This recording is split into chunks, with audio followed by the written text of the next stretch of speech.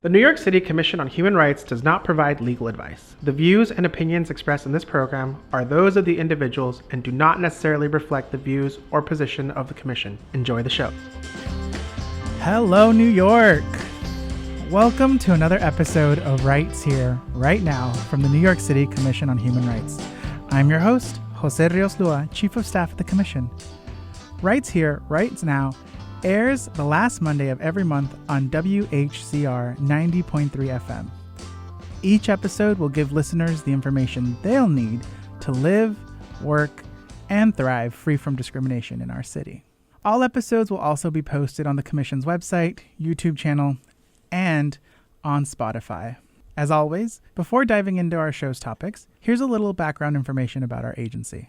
The New York City Commission on Human Rights is the city agency that protects New Yorkers from discrimination in employment, housing, and public spaces. The Commission is charged with enforcing the city's Human Rights Law, one of the broadest civil rights laws in the nation. The law prohibits discrimination against over 25 protected categories, such as race, age, gender identity, sexuality, and disability. New Yorkers can report discrimination to the Commission by calling 212-416-0197 or by visiting our website, nyc.gov/humanrights. The Commission also seeks to prevent discrimination by conducting outreach to educate New Yorkers on their rights and responsibilities under the law. The Commission provides trainings and workshops that detail the protections enshrined in the law. Our trainings are grounded in the idea that our rights are interconnected and that we all have a role to play to advance equity in New York City. You can request a training on our website.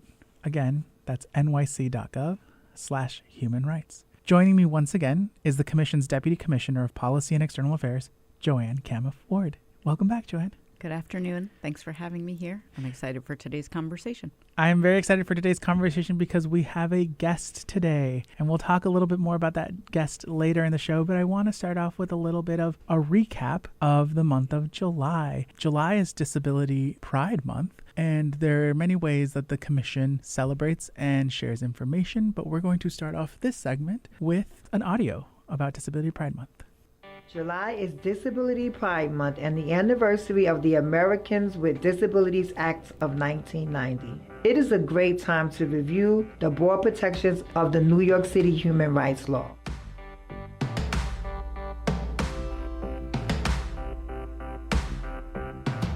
Housing providers, employers, and business owners must engage in a conversation with the person with a disability to help determine what type of accommodations the person with the disability may need.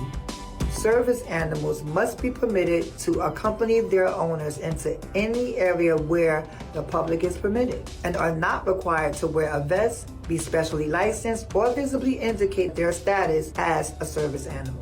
Even if a housing provider, employer, or business owner already complies with the Americans with Disability Act, the NYC Human Rights Law still requires them to provide modifications or accommodations that address an individual's needs. To learn more or report a violation, visit nyc.gov/humanrights or call 212-416-0197. As I mentioned before the audio, the Commission celebrates in many different ways, and one of the ways that we celebrate is by hosting the annual Disability Unites Festival. And so we were very excited on July 14th to partner with Disability Unite to bring back the Disability Unite Festival at Central Park. This event brought together friends and family, virtually and in person, to celebrate community and commemorate the 34th anniversary of the Americans with Disability Act. I had the pleasure of being there all day. We had different city agencies there tabling and sharing resources and information, as well as community-based organizations, and we had some amazing performers on the stage, some dancers, musicians, all who are a part of the disability community, sharing their talent and sharing their advocacy for their community. And so this is our second year co-hosting it, and it was my first year attending. So it was just a great opportunity to partner with a community organization that's embedded in the community. Joann, anything on your end happening in the month of July you want to share? Well, I was thinking about my favorite New York activities. Foreshadowing our guest in a little bit, we're going to talk about some of the ways that we're protecting persons with disabilities every month of the year, and I'll dive a little bit deeper into some of what the concept of disability entails under the New York City Human Rights Law, as well as obligations, which you heard a little bit about in that beginning audio. But, we usually like to start with your favorite New York City thing, and it is summer. And so one of the things I did this weekend was go to Little Island, which is the new park on the West Side Highway near Gansevoort Street and the Meatpacking District. And that was really neat. And there was a concert venue there, which I never knew. We've been talking to them about hosting events there because it's an amazing space. And so it also just is like really intriguing to look at from the outside. You're like, what is this thing that looks like a whole bunch of little honeycombs put together floating in the water? And so it is a very spectacular venue, and anyone who hasn't gone should absolutely visit it. I had a lovely weekend excursion to Prospect Park. It is definitely park season to go hang out and have a nice little picnic out in the sun and enjoy the day.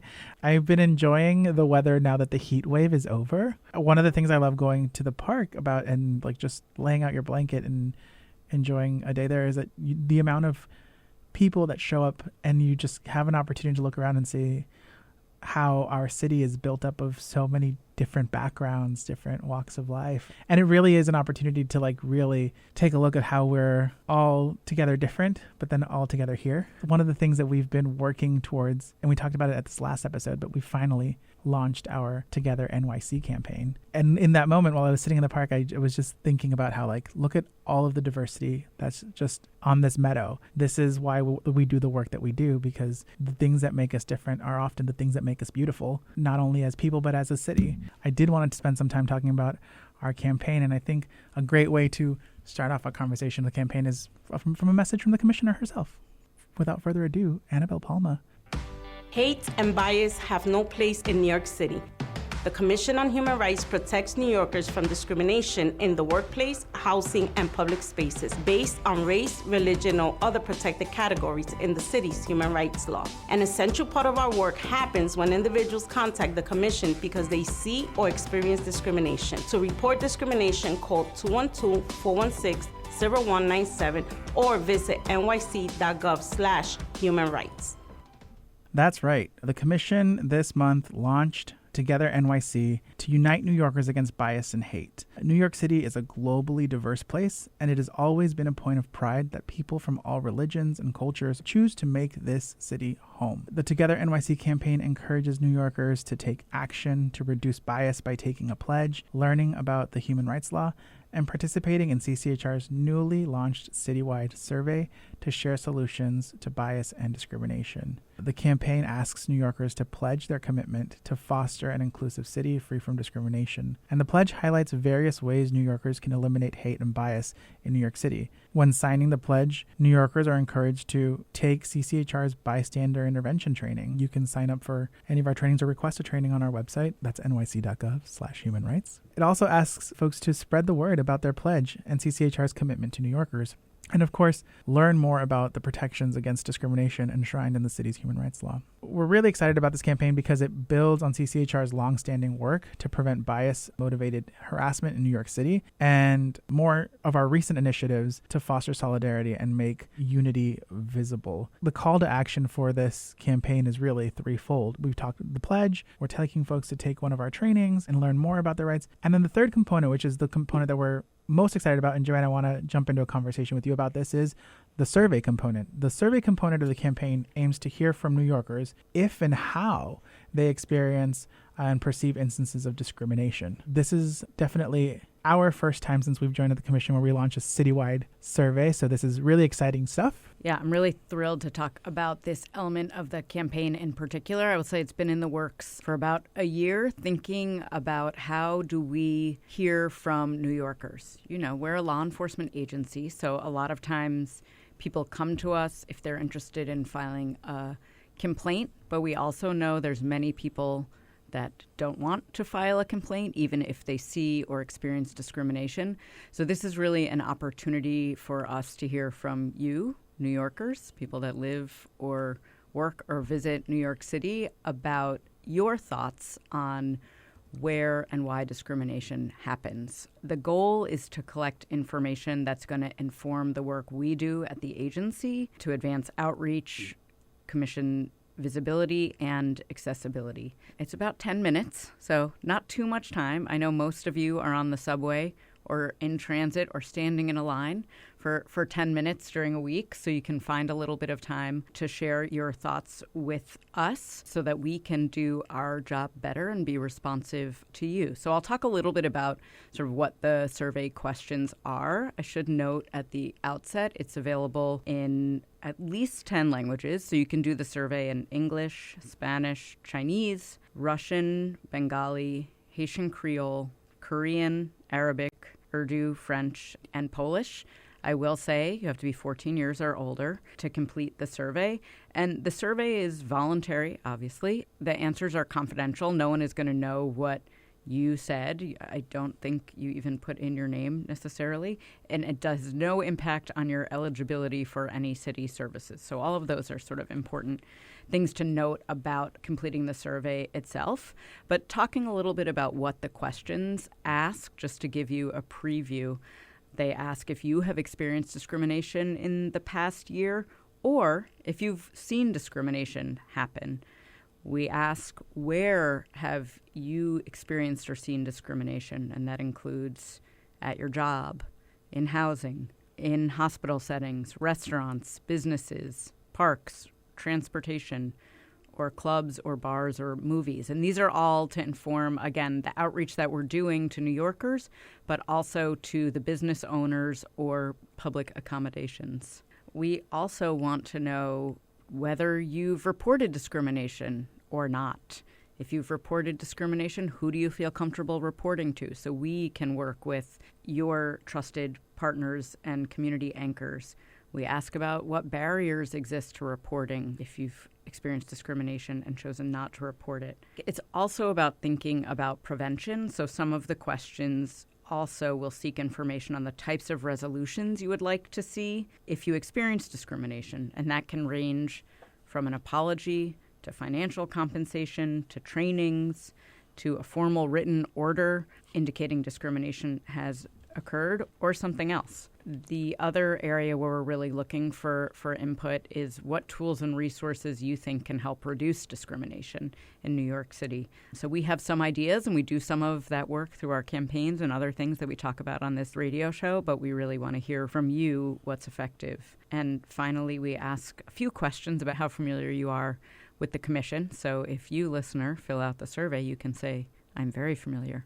But we know there are folks out there who we are not reaching, and we're trying to ensure that we are getting information to the hands of everyone who needs it. That's a big component of why we're doing this type of survey and campaign and why we're doing the radio show and all those pieces is that the more folks know about who we are and what resources we can offer the city, the more people will be empowered to report discrimination when it happens, and also to participate in our workshops and trainings to prevent it from happening in the future. So 10 minutes, not a long time. You can do it if you're watching a show in between, ad breaks. It'll actually have a huge impact on our ability to provide services, resources, to fine-tune our efforts and our work. And so we're really encouraging folks. There's really no identifying information on the survey, so you can fill it out freely. And the questions really run the gamut of where do you believe you experience discrimination the most? And we also ask folks to identify, if there is a particular part of their identity that they feel that they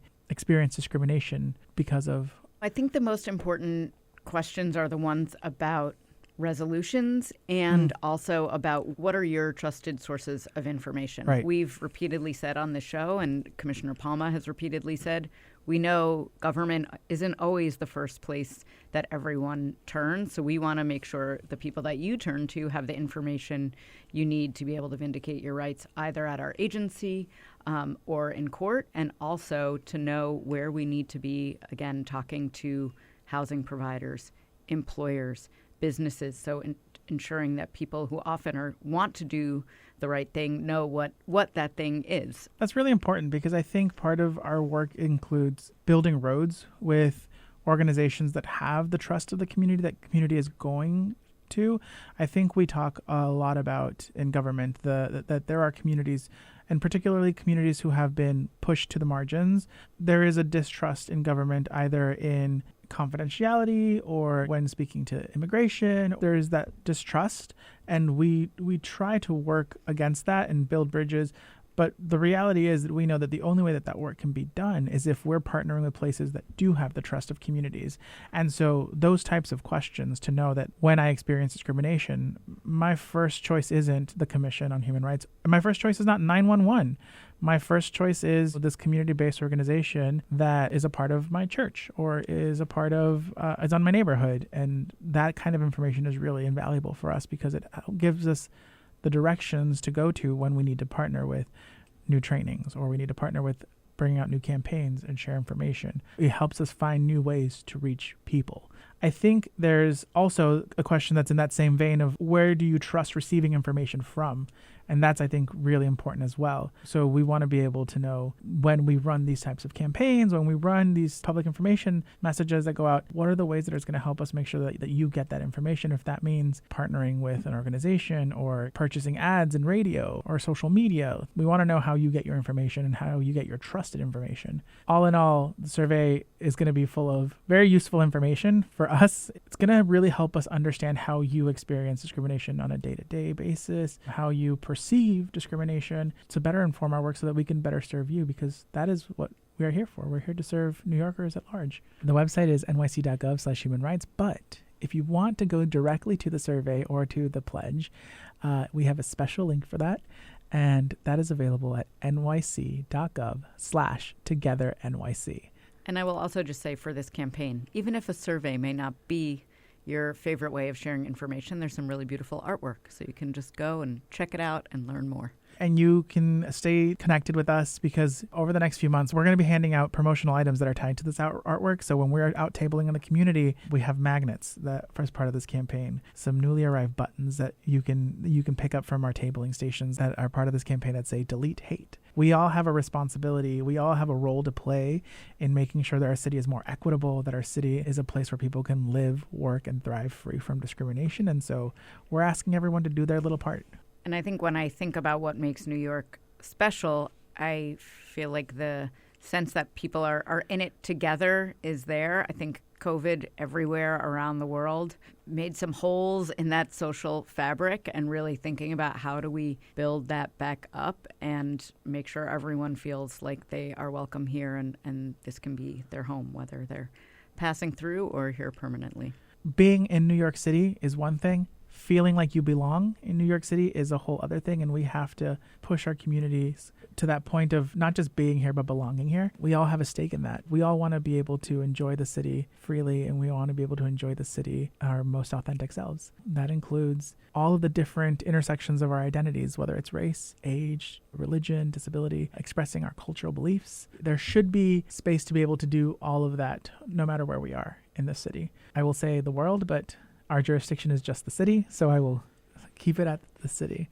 So we really looking to this campaign as a partnership with New Yorkers to do some wonderful work. And so one of the intersections of identity that I've mentioned a couple of times is disability. July is Disability Pride Month. And so the New York City Human Rights Law prohibits discrimination based on a person's disability and promotes independent and equal access for people with disabilities in New York City. The law is generally more protective than the Americans with Disability Act, commonly known as the ADA.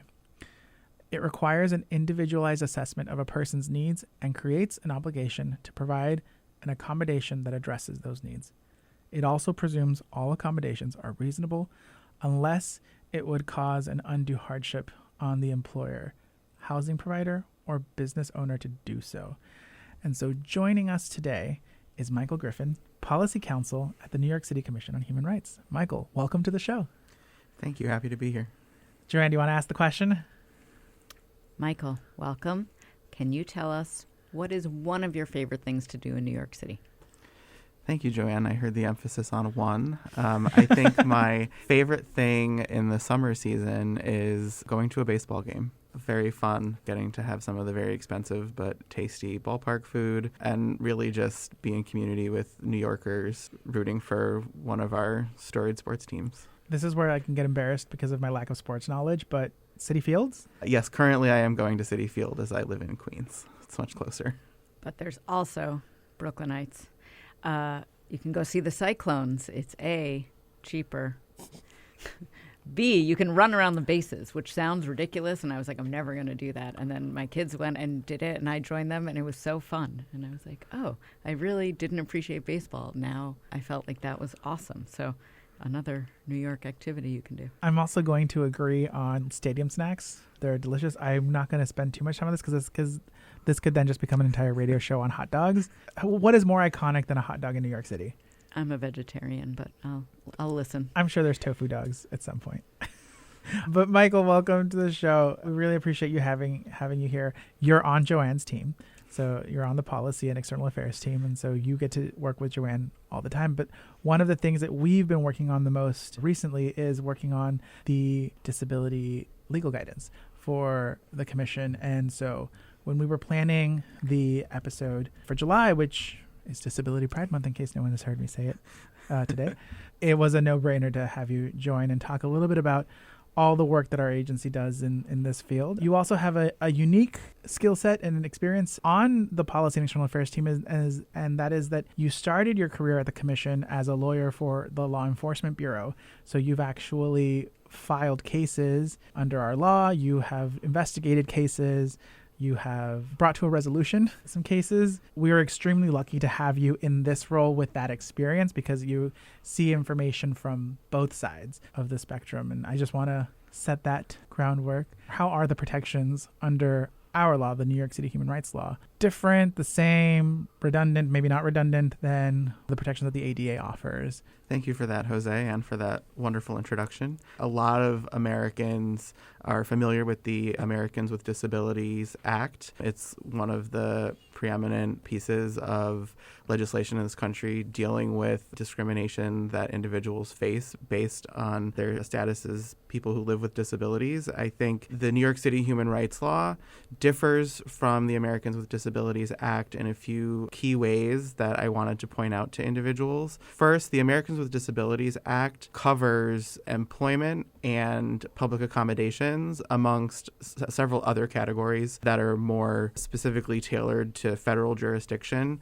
whereas the New York City Human Rights Law covers public accommodations, employment, and housing. There are other federal laws that contemplate and deal with discrimination based on disability in housing, but just that's an important distinction to note. One of the other important differences is how the laws define what it is to have a disability. The Americans with Disabilities Act discusses it as somebody who has a physical or mental impairment that substantially limits one or more life activities, and that the individual has a history or record of that impairment, and that they can be perceived by others as having the impairment. The New York City Human Rights Law, on the other hand, defines disability more broadly to be any physical, medical, mental, or psychological impairment or a history or record of such impairment. Both then go into detail a summation of what different bodily systems that can have impacts that result in disabilities. The other thing that I would say that's an important difference to note, especially in the housing context, the New York City Human Rights Law requires housing providers like employers and places of public accommodation to fund reasonable accommodations, whereas the Fair Housing Act requires housing providers to permit individuals to make and pay for reasonable accommodations, and they can also require them to restore a unit back to what it was like prior to the accommodation being made. I think it's really easy for people to understand who an employer is. It's really important for people to, or easy for people to understand who a housing provider is. But I think it's a little more difficult sometimes for people to understand who is a public accommodation or provider of public accommodation. Can we spend some time a little talking about what are public accommodations and what kind of responsibilities do public accommodations have? Public accommodation is basically a catch-all for anybody that's not the other two. It's businesses that interface with the public. It can be city agencies, local government agencies. It can be restaurants. It can be bars and nightclubs. It can be Broadway theaters. It can be movie theaters. It can be parks. It can be clubs. I think there are some nuances around what constitutes a club that's a public accommodation and what's a club that's private. I think that may be a different conversation, but it's a really broad definition. It can also include websites. And so I think it's really important for New Yorkers to know that when we say public accommodation, we really mean a very broad swath of entities, whether they are brick and mortar physical locations or on the internet that New Yorkers use and access. People who hold obligations, employers, right? They're choosing to take you on as an employee, so they have obligations to you in that regard. Housing providers, same thing. And I think with public accommodations, it's, as Michael was saying, entities that are opening themselves up for public usage, paid or unpaid. That doesn't matter under the city human rights law. But if you are holding yourself out for members of the public, then you need to take care to comply with the city human rights law. Just like you were saying, like if you're not an employer, you're not a housing provider, you're probably a public accommodation provider. Yeah, there's a very small swath of entities that would not fall under one of the three. It's relational. So you can be like as we call covered entity, as either a business or a housing provider or an employer that's covered by the law. You can also be in one of the other jurisdictions depending on how you are relating to that specific individual. So you can be a housing provider who's managing a building, but if you have a superintendent, that superintendent is your employee. Yeah.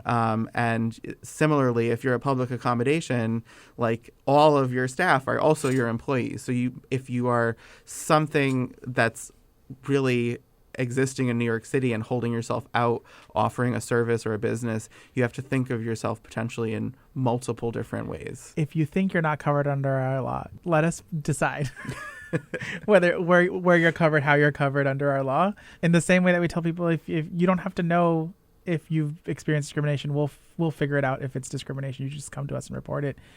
There's like the legal term that I hear very often around the world of disability, and that is reasonable accommodation. For our agency, that can mean a number of things, right? And it can take form in different ways. What is a reasonable accommodation? A reasonable accommodation in the New York City Human Rights Law is a change that can either be a physical change or a change to an existing policy that will allow the individual who's requesting the accommodation to enjoy the rights in question or to fulfill the core functions of their job. And so really the goal of the reasonable accommodation is to get that individual who requires the accommodation as close to equity as they would be if they were not living with that accommodation. So it's really trying to get to this idea of independent and equal access for all New Yorkers, whether it's being able to do their job, being able to comfortably watch shows at a theater, or being able to get in and out of their apartment building. We all think about things through our own experience.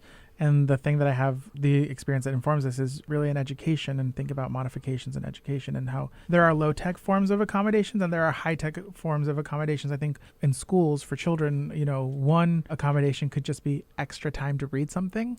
And so that could be very like low tech. But then it could also be something like needing a speech assistance device to be able to interact with the public. And so I think like there's very similar parallels with reasonable accommodations and those type of modifications in schoolwork for children. Exactly. What are employers required to do under the law? It sort of depends on how the employer finds out about the reasonable accommodation.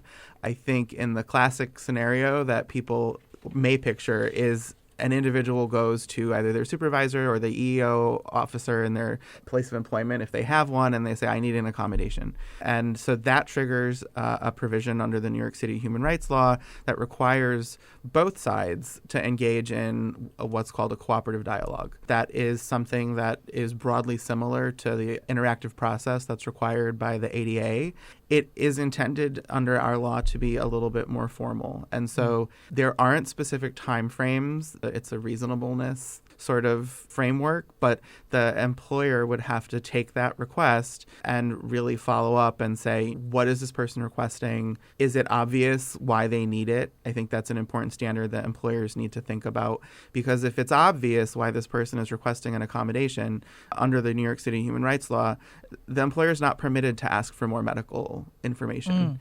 Whereas if it's not something that's obvious, they may be able to ask for medical documentation from that employee to support their request. There are a lot of privacy and confidentiality standards around medical information. Really, what the employer is entitled to is to know what the needs and limitations are. So you can't ask for mountains of specifics of anyone's medical history, but really, what do you need to know to be able, as Michael was saying, to engage in a meaningful cooperative dialogue, to identify if it's in the workplace, what are the ways to ensure equity with other employees? And so I just wanted to flag that. Even in our legal enforcement guidance, one of the main ways we would envision that is a note that somebody could get from their medical provider, which doesn't have to lay out specifics regarding their disability, but can tie in how this accommodation would help this person fulfill the core functions of their job.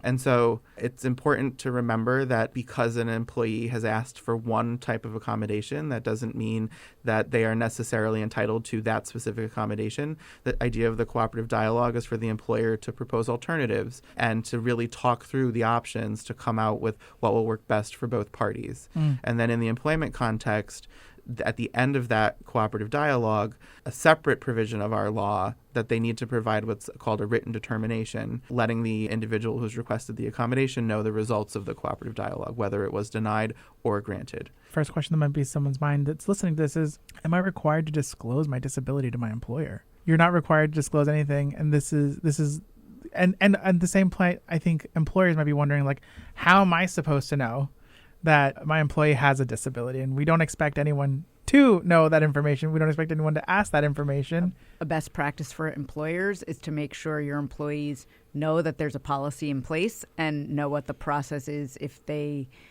think they need or if they know they need an accommodation, because it takes the pressure off of individuals in any one situation to have said all the right things or have all the information, right? If your practice is to make sure all employees know that these accommodations exist, that way if someone either develops or already had a condition that warrants an accommodation, and again, those are pregnancy and related conditions, that's being a survivor of domestic violence, it's religion, and it's disability. So all of these things can come into play at different times in people's lives. So sharing that information and then ensuring that there's a clear process. It's really easy for me to wrap my brain around reasonable accommodations in employment, because it's really, as an employee, me saying, here's what I need to do to be able to do my job. I think it gets a little murkier when we talk about those things about in housing. Again, it's about independence and equal access. From my time in the Law Enforcement Bureau, there would be cases where people hadn't been able to leave apartments in years because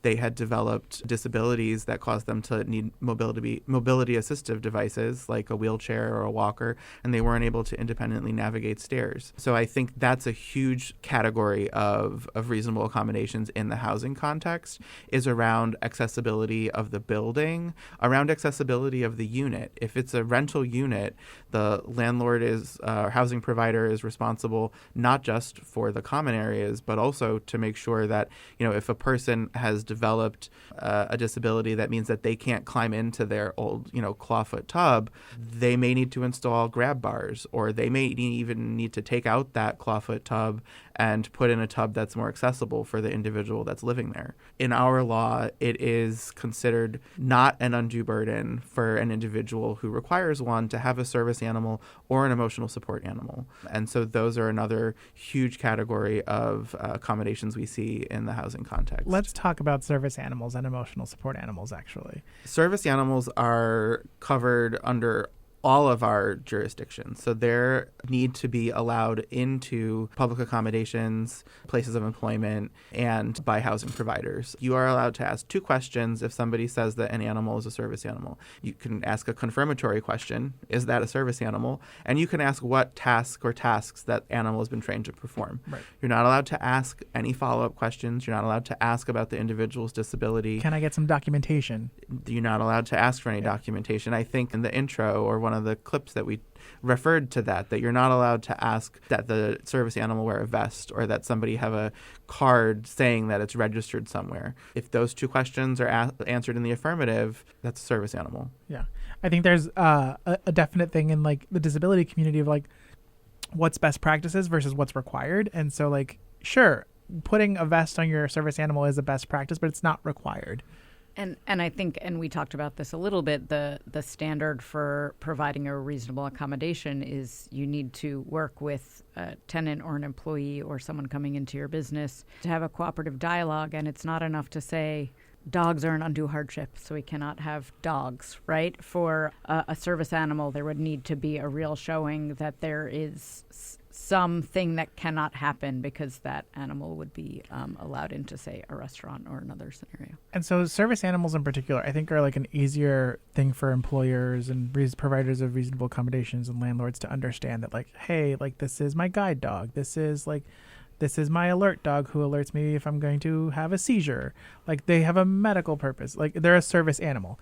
They have like a really like, I think people have a not as difficult time pushing those through when in comparison to emotional support animals, right? There's a little bit more murkiness for the public's perception of what emotional support animals are and what they do. One, employers and public accommodations providers can breathe a sigh of relief. The emotional support animals are not contemplated in the context of employers and public accommodations. Housing providers, however, are expected under our law to engage in a cooperative dialogue if somebody requests to have an emotional support animal or indicates an animal they have already is an emotional support animal. And again, along the same lines as a service animal, the mere presence of that dog or cat or honestly anything that's not illegal by another law in New York City or state can be potentially an emotional support animal. There's like a correlation with service animals and maybe more physical disabilities, whether it's a visible physical disability or a physical disability that affects an inner system that could cause you to faint or have seizures.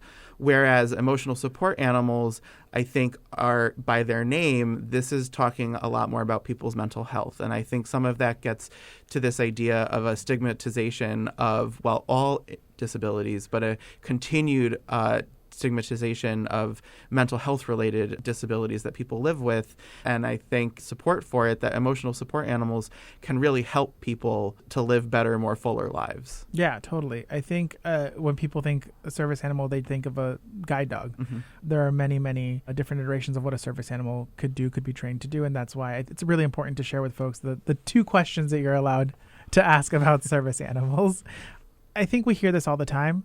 My building has a no pets policy. I have a service animal or I have an emotional support animal. They're not letting me apply for an apartment because they have a no pets policy. Is that legal? Short answer, no. Longer answer, I think, again, any business, any housing provider, any public accommodation, any employer can say any type of accommodation would pose an undue hardship. I think if you're refusing to allow somebody to even apply for an apartment, it sounds like there may be a situation in which there's also not a cooperative dialogue happening about the presence of that person's emotional support animal or service animal. I think to the extent that a building has a no pets policy, whether it's housing or public accommodations or a business, they need to really show that there's an exception for service animals across all jurisdictions and emotional support animals in housing so that people feel comfortable applying. Yeah, and I think on the no pets policy, service animals and emotional support animals are not in your home because they're a pet in the same way that those policies are contemplated. So I think they sort of fall outside of the scope of that. And to Michael's point, that's not a barrier to having the animals as we already discussed. Well, we need a 2-hour show because we could keep talking to Michael all day. I want to thank you for joining us and to sharing information. And Joann, any last thoughts? We didn't get to cover everything. So as always, go to our website and you will find so much information on the protections for persons with disabilities. And as we referenced, we'll be rolling out a new guidance and new pieces of a website to make this information even more accessible to you. Thanks, Joann. And as we get played out with our wonderful theme music, I just want to thank you all for tuning in to another episode of Rights Here, Rights Now and WHCR 90.3 FM with the New York City Commission on Human Rights. And until next time, remember that we all have a responsibility and role in making sure that New York City can live, work, and thrive free of discrimination. And we will all together unite against hate and bias because NYC lives, works, and thrives together. Have a great day.